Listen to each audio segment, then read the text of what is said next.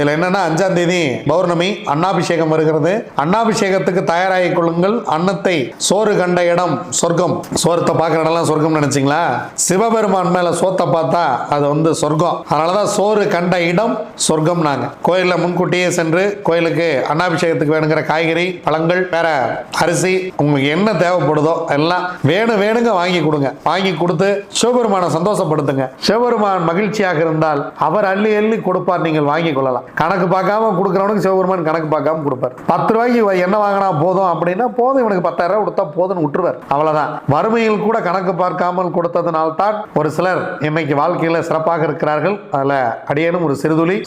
கணக்கு பார்க்காமல் அள்ளி வழங்குங்கள், வாழ்க்கை வளமாக இருக்கும். அருமையான செவ்வாய்க்கிழமை. சிக்கன பிடியுங்கள் சிங்கார வேலவனை, முருகனை, அழகனை, குலகனை, செந்தில்வடி வேலனை நல்லபடியா போய் வணங்கிட்டு வாங்க. செவ்வாய் ஓரையில் முருகப்பெருமான் வழிபாடு, அரளிப்பூ மாலை கட்டி முருகப்பெருமானுக்கு போட்டு வழிபட்டா வாழ்க்கையில் இருக்கக்கூடிய துன்பங்கள் எல்லாம் போயிடும்.